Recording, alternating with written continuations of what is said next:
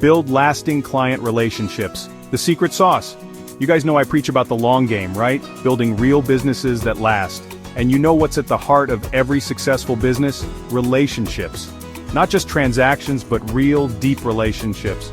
Today we're diving deep into how to build those lasting relationships with your clients, because it's not about closing the next deal, it's about building a network of raving fans who trust you, refer you, and grow with you. So if you're tired of chasing the next client and ready to build something real, you're in the right place. Let's go. Look, we all know trust is important. It's the foundation of any good relationship, business or personal. But how do you actually build it? It's not some magic trick, it's about doing what you say you're going to do, delivering on your promises. When you tell a client you're going to hit a deadline, you hit that deadline. When you promise a certain level of quality, you over-deliver on that quality. But it starts even before that first project. It starts with your pitch. Are you being genuine? Are you overselling yourself? Are you setting realistic expectations? Then, during onboarding, are you being transparent?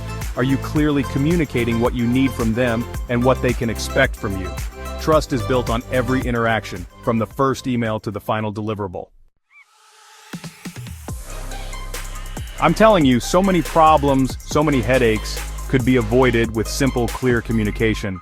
And I don't mean just responding to emails promptly, though that's important too. I mean being proactive. Don't wait for your client to reach out and ask for an update. Send them regular updates, even if it's just to say, hey, everything's on track. Give them visibility into the process. Let them know what you're working on, what challenges you're facing, and how you're overcoming them. And listen, I get it, you're busy. You have multiple clients, multiple projects, but trust me, those few minutes you spend sending a proactive update can save you hours of back and forth later on. You want to impress a client? You want to go from just another vendor to a trusted advisor? Then you need to care about their business as much as you care about your own. Don't just focus on your little piece of the puzzle. Take the time to understand their overall business goals. What are they trying to achieve? What are their biggest challenges? Once you understand their goals, you can start thinking about how your work can help them achieve those goals. And not just in the narrowest sense, but in a bigger, more strategic way. And here's the thing, when you genuinely care about your client's success, it shows. They can feel it. And that's how you build those deep, lasting relationships. Chapter 4. Set boundaries and stay professional. Now I know what you're thinking. Gary, you're telling me to treat their business like my own? That means being available 24/7, right? Wrong. Look, there's a difference between being responsive and being at their beck and call. You need to set healthy boundaries. Be clear about your working hours. Be clear about your communication channels. And don't be afraid to say no if something is outside the scope of your agreement. Remember, you're running a business, not a charity. And setting boundaries actually earns respect. It shows you're professional, you value your time, and you value their time too. Chapter 5. Celebrate wins together. Let's be real, business can be tough. There are going to be challenges, setbacks, and stressful days. That's why it's so important to celebrate the wins, both big and small. When you hit a milestone, when a campaign exceeds expectations, when you achieve a shared goal, don't just send a dry email report. Pick up the phone, send a personal note, or even better, take them out for a celebratory lunch or coffee. Make them feel appreciated. Make them feel like they're part of the team, because they are.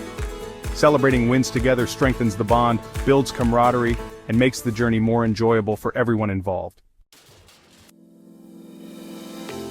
Chapter 6. Ask for feedback and act on it. You want to know the secret to getting better? To constantly improving your services and your client relationships? Ask for feedback. And not just at the end of a project, but throughout the process. Send them a quick survey. Schedule a check-in call specifically to ask for their thoughts.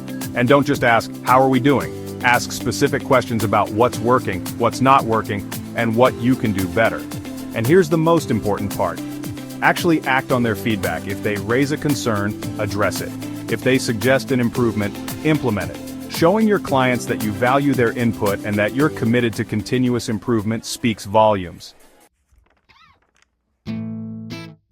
Chapter 7. Be in it for the long game. Look, I'm going to be straight with you. Building lasting client relationships takes time and effort. It's not a quick fix. It's about playing the long game. So many people are so focused on closing the next deal, they forget about building the relationship. But here's the thing, when you focus on the relationship, the deals take care of themselves. Think about it. If a client knows, likes, and trusts you, if they see you as a valuable partner, are they going to go looking for someone else? Probably not. So shift your mindset. Don't just aim to close deals. Aim to build relationships that will last for years, even decades to come. Outro: go build something great. Building strong client relationships is a marathon, not a sprint. But the rewards are worth it. You'll have a more stable business, happier clients, and more opportunities for growth. So get out there, implement these tips, and start building those lasting relationships today. If you found this video helpful, hit the like button, subscribe for more real-world business growth tips, and drop a comment. What's one thing you've done that helped build a better client relationship? Thanks for watching, and go build something great.